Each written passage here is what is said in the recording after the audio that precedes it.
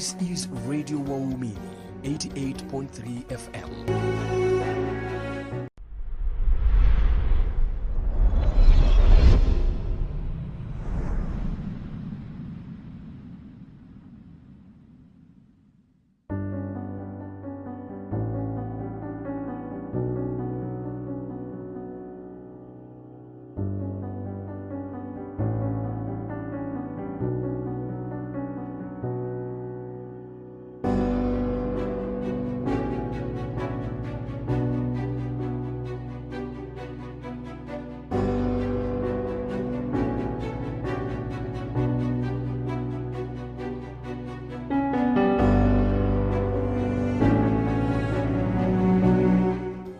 This is Radio Waumini 88.3 FM.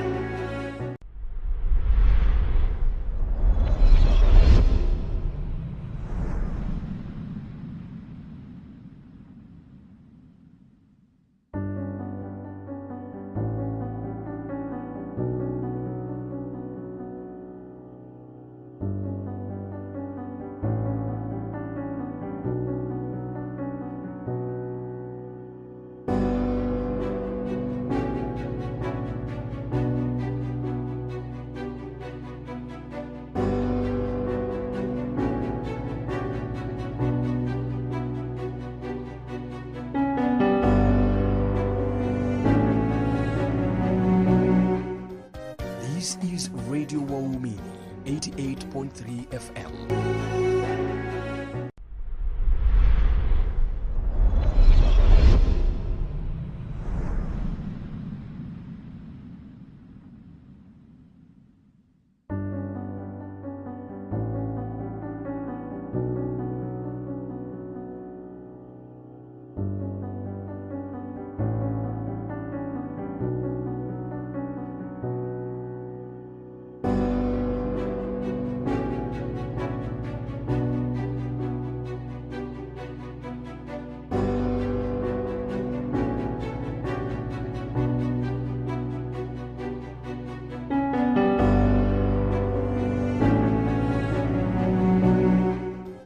This is Radio Waumini 88.3 FM.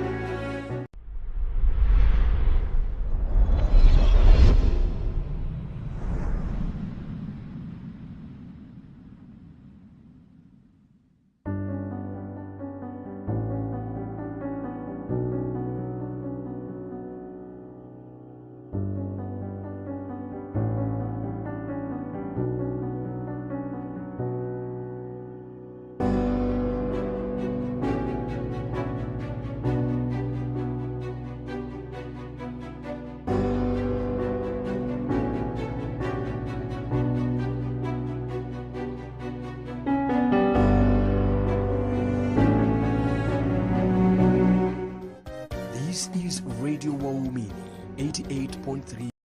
Family and marriage therapist, my dear listener, to help us translate all these temperament differences into healthier workplace relationships, better communication, and more emotional awareness. If you have a question, feel free, 0712 223385 or on Facebook page Radio Mini 88.3 FM. Grace, good morning. Good morning to you, Bramwel. How are you? I am doing super. Yes, wewe ukikuja, you know my day is made. Yes, unajua.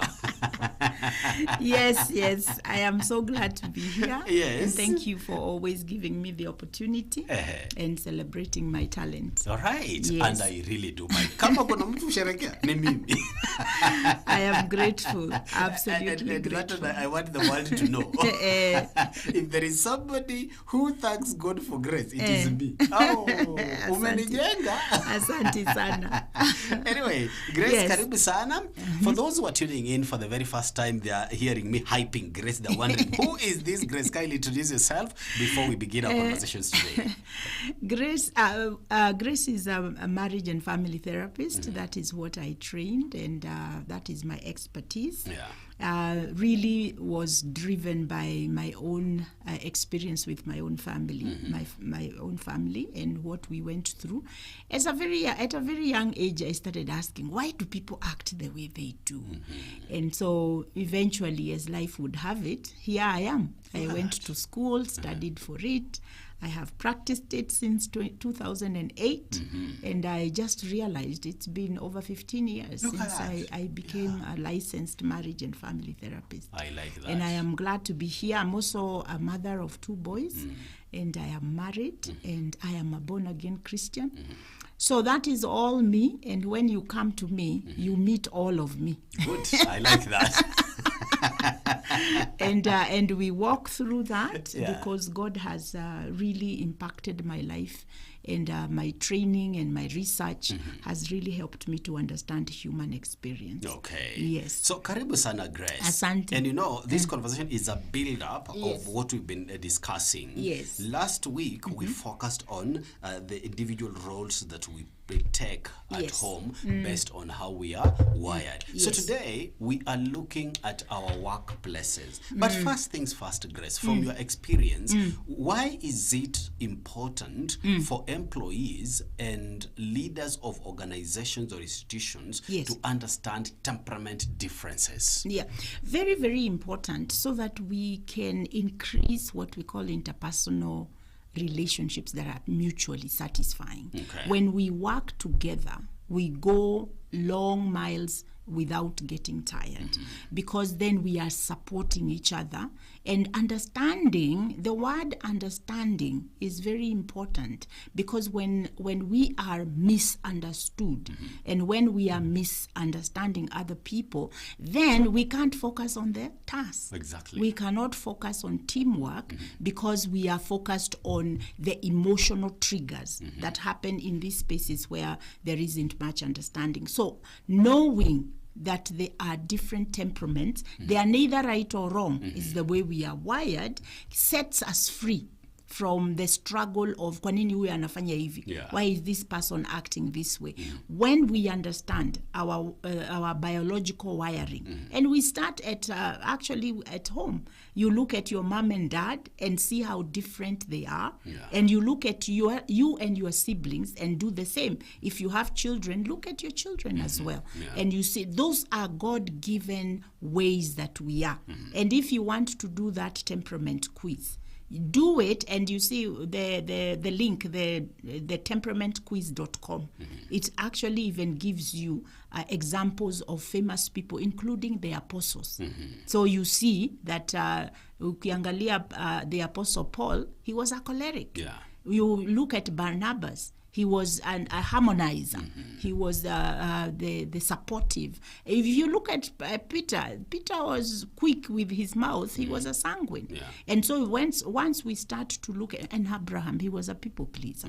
You know, all these people who loved God, who were people of faith, but they approached life very differently. When you look at Abraham and Sarah, you can see Sarah was either a choleric or a choleric plus the melancholic, while Abraham was probably a melancholic phleg or a phleg melancholic. You see? So when we start to think about how we are, then we can be able to create helpful, supportive, and mutually satisfying relationships in our place of work, because we are there to finish a task. And so if we do not understand how humans are, then the task is the one which is going to not be completed, or people will get very tired. So now we have what we call burnout at work. We will have conflictual relationships at work, conflicted, I should say, relationships at work, which is going to impact our mental health. Exactly. And now I wake up in the morning, I can't believe I'm going to that office. I can't believe so we start to anticipate anxiety, depression, and other things. So our behavior is going to become avoidance, aggression, passive aggression, the whole people pleasing, trying to kiss the behind of somebody so that you can be acceptable. And so we are not going, even in our workplaces, our relationships there are going to suffer, and therefore our productivity is going to suffer. So I go home, instead of resting, I am trying to process all that happened at work, because my communication and conflict management style is being impacted by the fact that I am ignorant about how other people are. You see, either I am looking at myself as the perfect one, or I'm looking at myself as the victim of circumstances around the office. Well put. And you see, in organizational communication, we say an organization is as good as its people. Yes, absolutely. All right. Absolutely. More so the leaders shape the atmosphere within the organization. And I'm sure with experience, Grace, the organization you just stepped in, ukotukwa lango bado you're signing the entrance book. You can read the mood in that organization. You don't need to stay there. You can, this place is toxic. You can easily tell. Now, here comes these people, maybe the leaders, the CEO and the management, okay? The leader shapes the vision of the organization. So the leader is a sanguine. Who happens to be putting relationships first. All right? Because of the connectivity, the connecting factor inside them. Exactly. And you find them employees who are analytical thinkers. They want to thrive on precision, on structure. They want to deliver. Hapa tufanye kazi tuende mambo ya relationships baadaye. Okay? So how do they navigate such kind of things? Now, once you know, see, we start with the leader. Once the leader knows their temperament, and they know that they are sanguines, and then they are able to know that now I have some melancholics here and some cholerics here who need there to be structure, goals that need to be met. And they are looking at the bottom line. They don't want their time to be wasted. Sanguines by nature, they are people of the gab. They want to connect. They want to talk a lot. You have this. Many of us have managers who are sanguines. They come and sit at your desk instead of letting you do your work. They are telling you stories, and you don't know how to tell them, sir, I need. So you try to even look at the computer and just do the and you're not doing eye contact, so they get the message and go, and they don't. You see, so your work is going to be impacted by that. First of all, you are already angst. In that angst space, and so your mood already changes. Your thoughts become not about the task you are working on, but becomes that negative thought about your manager. Why can't this sanguine manager? Now, if you don't know that, you may not know. Now, sanguines, this is what you need to understand, that because you are overly positive, you can be led to ignore real problems.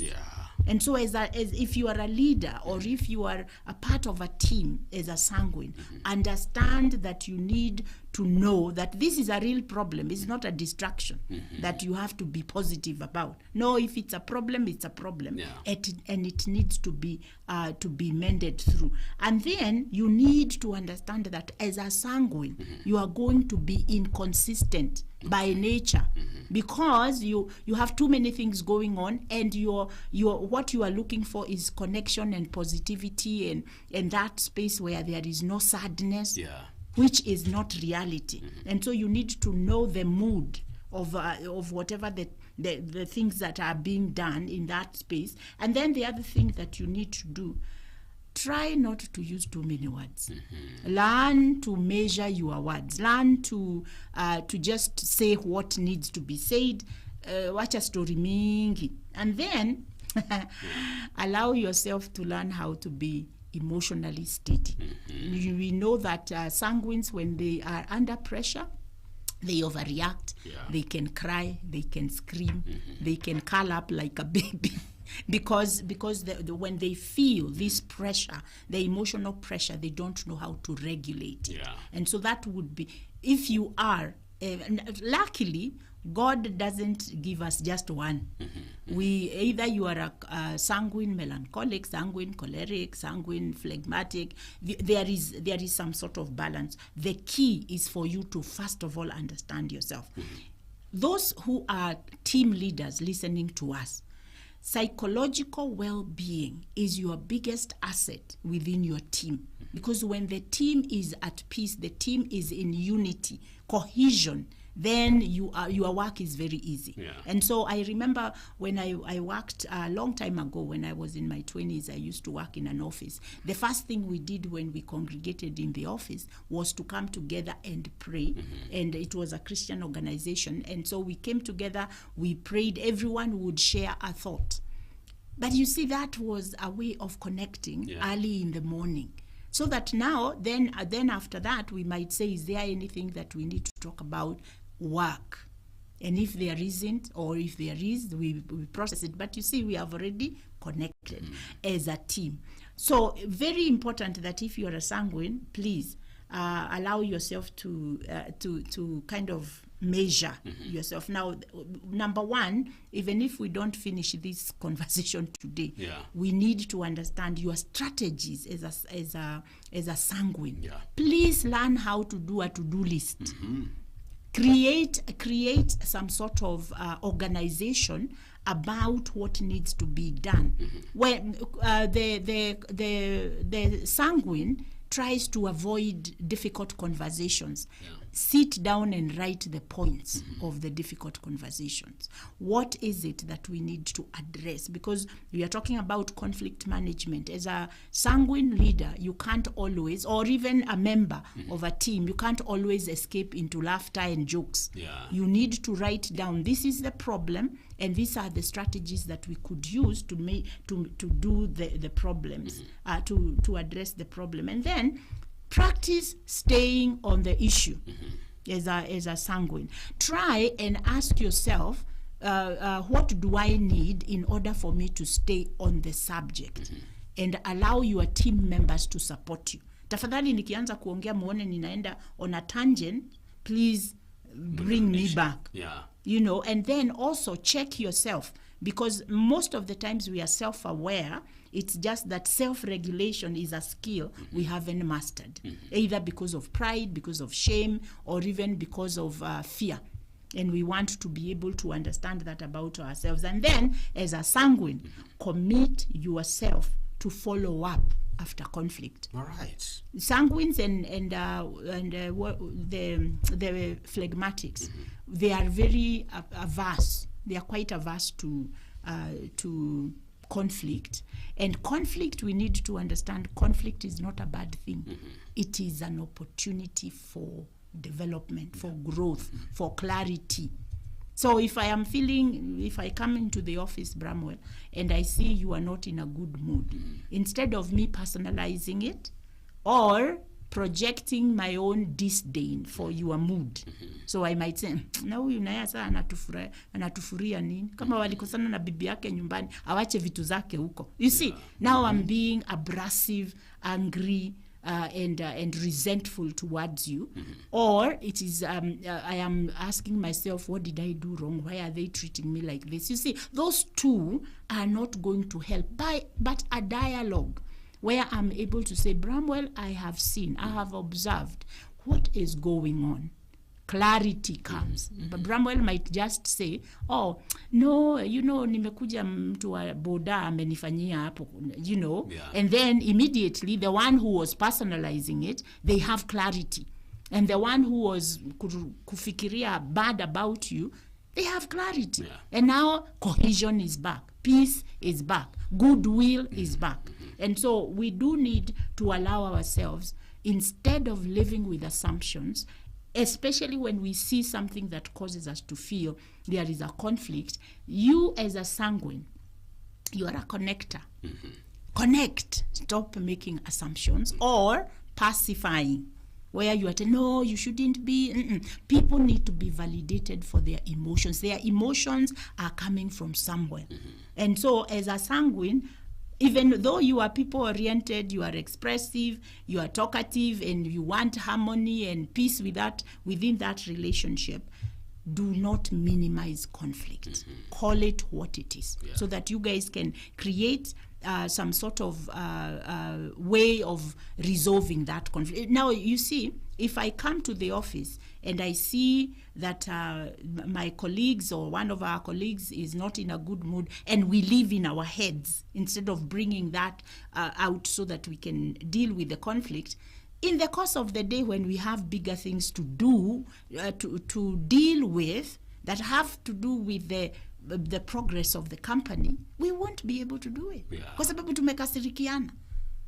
And nobody is really, open about the elephant in the room, the feel of the atmosphere today, because somebody came in and they are just snapping at everyone, or they are doing the silent treatment, and it's affecting the whole team.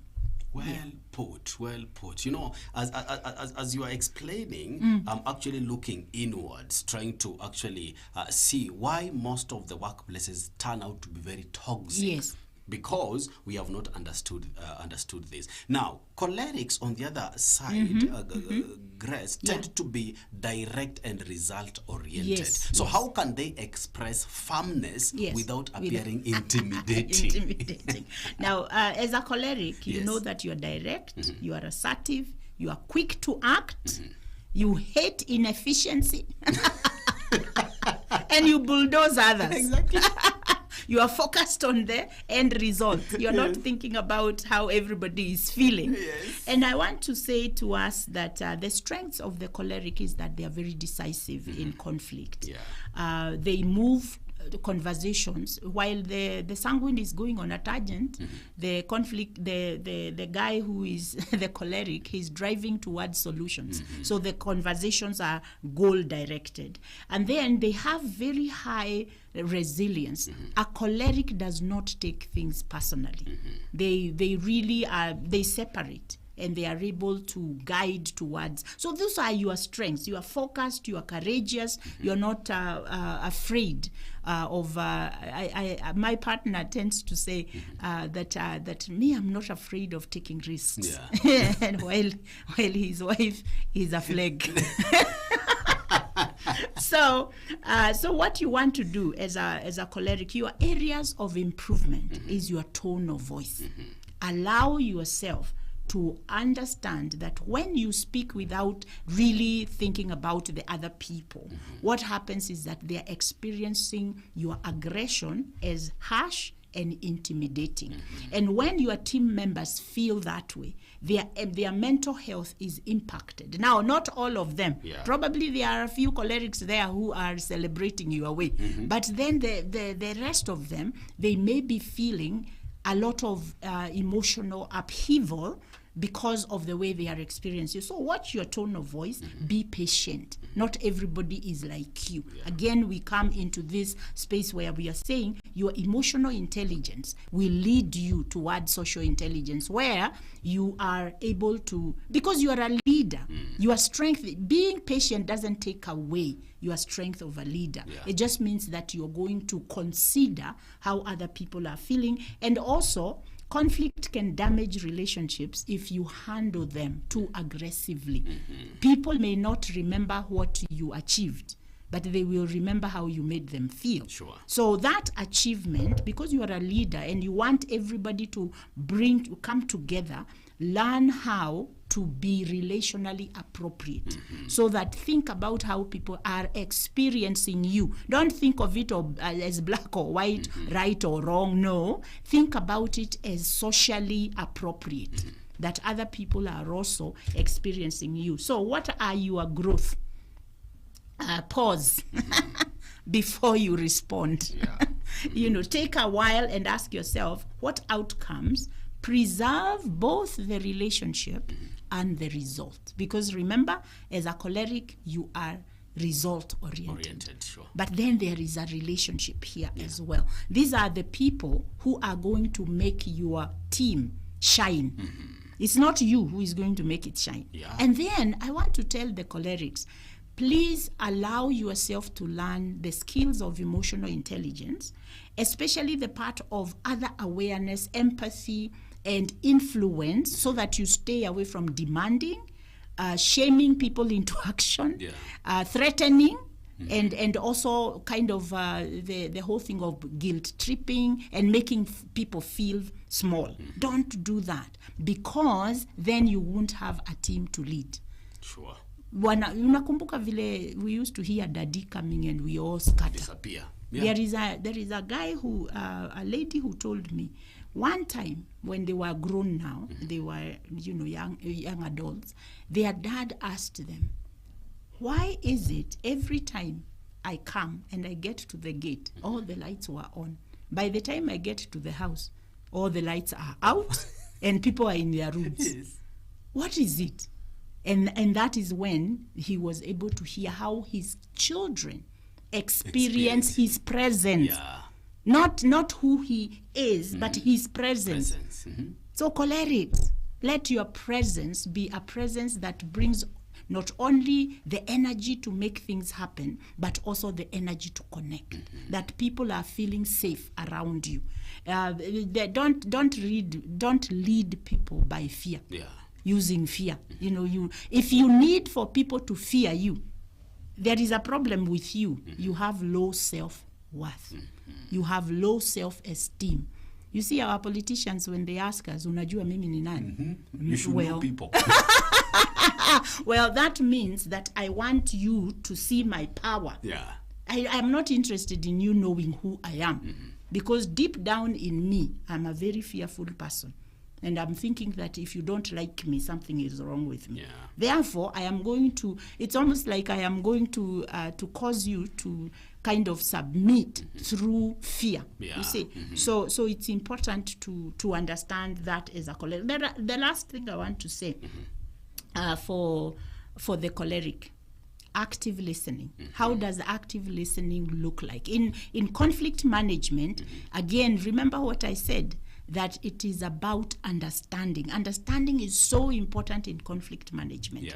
So what you want to do, you cannot understand a person unless you listen. So as a choleric, because you are a teller, you are a speaker, you are a director, I want to encourage you to invite the ability to listen. All right. Now, how does it look like? Active listening, there are 3 things that you can practice. It is what we call reflecting, the mirror. So you as a choleric, instead of thinking about your rebuttal, think about what are they saying, and then when they finish saying, give them feedback of how and what they said. All right. I hear you. You have said X, Y, Z. And then they can tell you yes, because now you are listening. As you repeat what they said, then you are able to listen. There are times when I have my couples, they are sitting there and somebody talks and I say, can you tell me what you heard them say? Then they start to defend. And I say, no, I said, tell me what did you hear? Because once we do the understanding, then the other person can be able to listen to you. The moment you start to talk about what you think and how wrong they are in what they said, that moment you lose connection. And then it becomes now inside each one of you, you are conflicted and you can't be you can't be objective. So you want to do the reflection. Number 2, clarify. I heard you say X, Y, Z, but I have a question. Get what they say. We dismiss it and we tell them the way that we explain or ask questions, it makes them experience you as saying what they said was wrong.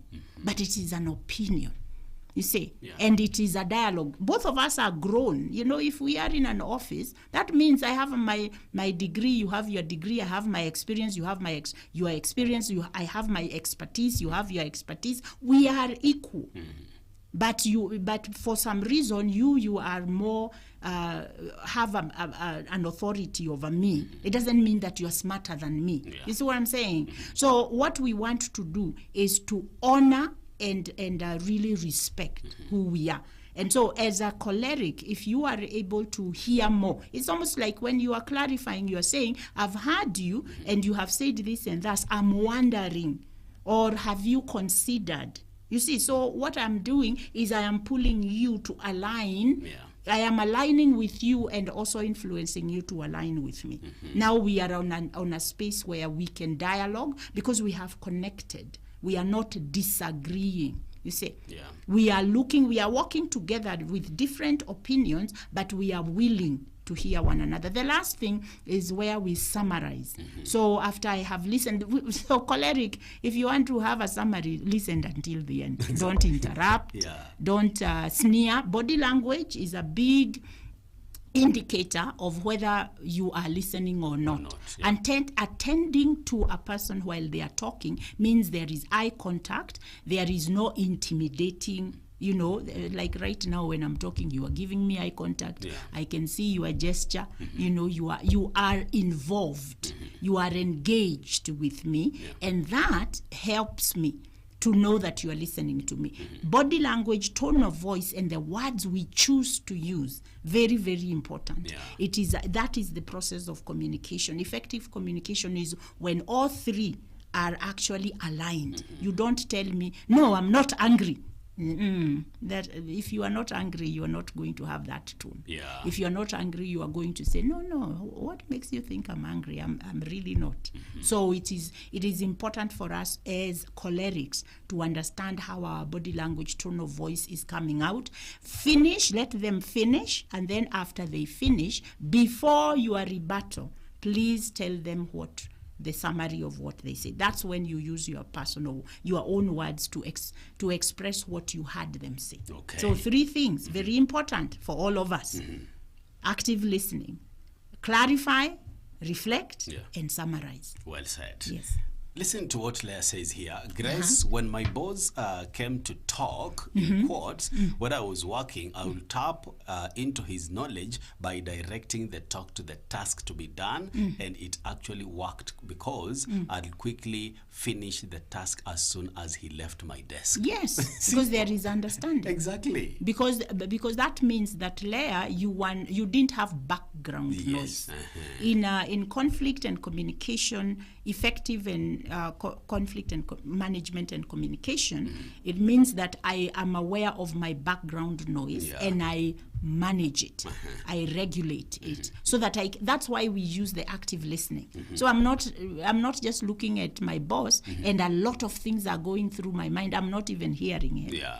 Now let us move to the melancholics, Grace. Melancholics love connection and harmony. So what happens internally when they sense relational tension? Yes, absolutely. So the melancholic who are really an asset to us. They are the analysts and the thinker. So they overthink and they ruminate, and that is why some of the best inventions that we have in the world, they were done by melancholics. You know, the guy Martin Luther who started the Protestant movement. Usually melancholics, as you have asked what is happening to them internally, they get depressive thoughts. They get a lot of negative emotions, and that's why they pull towards themselves, because they need to sort out what is going on. Without clarity for the melancholic, without a structure, and without thoughts that are structured, they go into self-doubt, and they go into a lot of turmoil within themselves, trying to figure out, is it me who is wrong? Is it them who is wrong? And so there is quite a bit of noise that is going on in their brain. Allowing the melancholic to sort through things by taking time. Martin Luther, from the history that we have, in order for him to write the 95 Theses that he wrote and all the things that he wrote, he used to live in the basement. And his wife would only come to bring him food. He had to have that time alone so that he can think through the things that he had seen, how he interprets them, what do they mean according to the scriptures. And he spent a lot of time alone, and it is said that he really struggled with bouts of depression. And mainly also because of isolation. But he needed that. So the melancholic, we don't want to do, that extreme, but we want to understand the melancholic is thoughtful, cautious, detail oriented. So unlike the choleric, who is result oriented, the melancholic needs to know that as we get to the results, we are doing things the right way, and the details are aligning. And then they tend to withdraw so that they can think through things, which leads them to overthink, especially during conflict. Remember, the melancholic is a perfectionist. There is a right and a wrong. There is a white and a black. It is either this or that. So what they are trying to do, they don't like gray. Yeah. So melancholics have, we have all this. I'm a melancholic, but mainly phleg. And we have this thing that we say that I don't like small talk. It has to have some goal. So you are asking me how am I for what? If you're not going to listen to me, don't ask me whoever. So you come in and you say you are a sanguine. You say, Grace, how are you? Na mimi niko tayari, so that we analyze how am I. Yeah. And you are just saying hi and moving on. So I feel that is not a conversation I want to be in. It creates turmoil within me, because then I start to say people are not genuine. Yeah. So melancholics, we also need to identify that we tend to jump into conclusions, and we tend to criticize and make assumptions about people. So if you are a member of a team, when there is conflict, allow yourself to pull away from getting stuck in the overthinking, and allow yourself to the analysis. Don't get into what we call analysis paralysis, where you are just analyzing. You are overthinking for days and days instead of moving into problem solving. So your strengths is you are very objective, but also you are fair. Unlike the choleric. The choleric may not be looking for fairness. They are looking for the bottom line.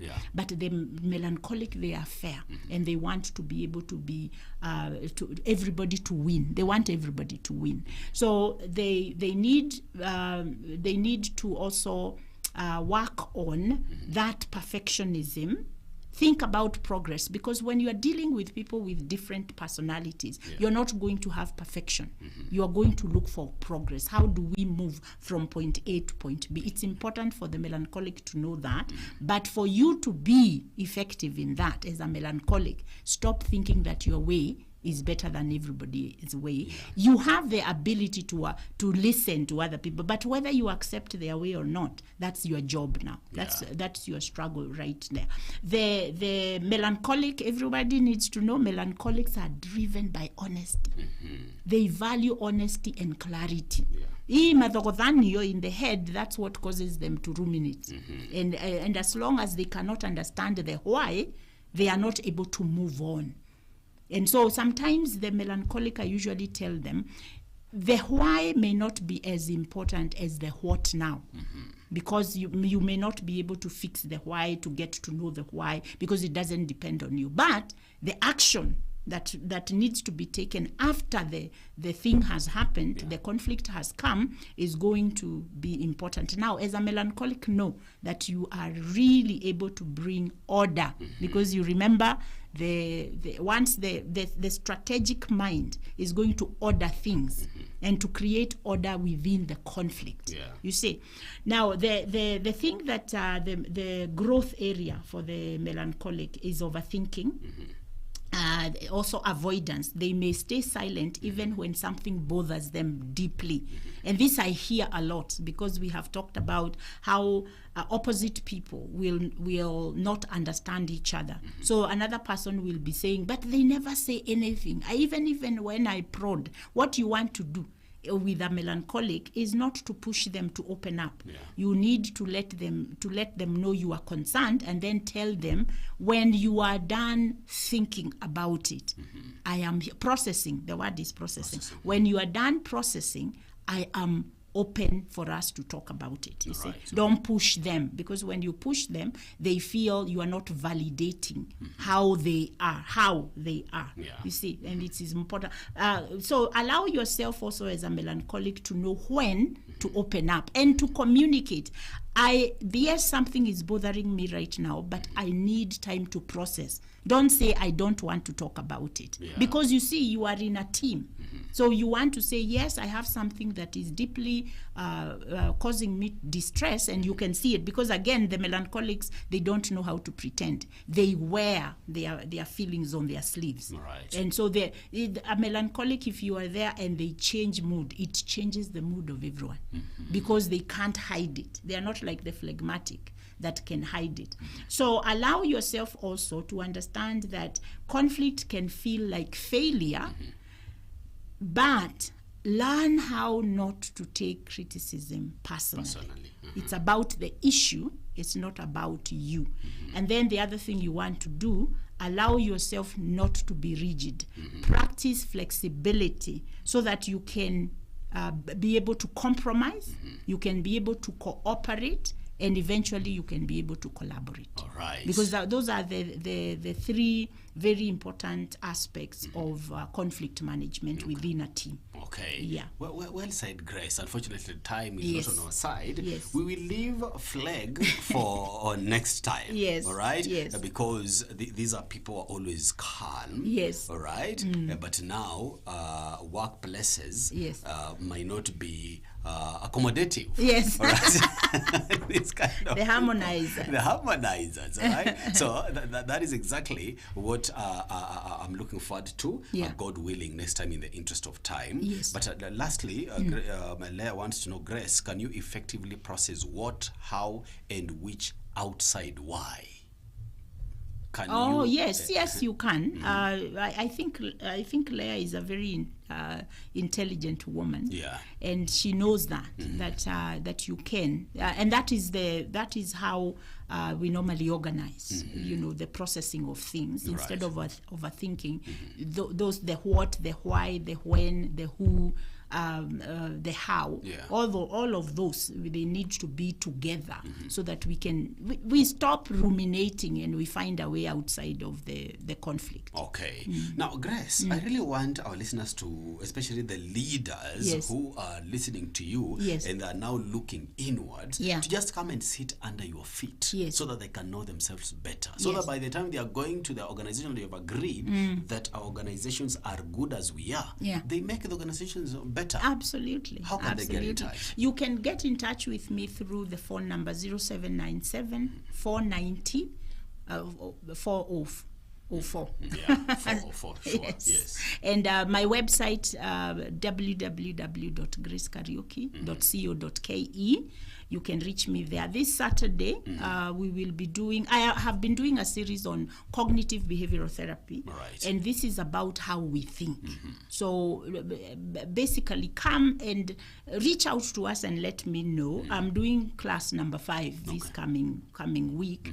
But I will, in January, I will do another series of CBT. CBT is the best way to manage how we think, because everything we do comes from a thought. Exactly. And knowing yourself, CBT is very practical. It doesn't talk about a lot of other things except today, how are you conceptualizing, thinking through, and acting and feeling about what is going on. All right. Yeah. Thank you. Get in touch with Grace. 0797 490 404. Drop that text and Grace will create time for you. Grace, thank you so much for your time. You are so welcome. Looking forward to having you again next week, God willing. Amen. All right, my dear listener, that has been our time. Thank you so much for your company. Let's do this again tomorrow, God willing. Have a productive Wednesday. Go ahead.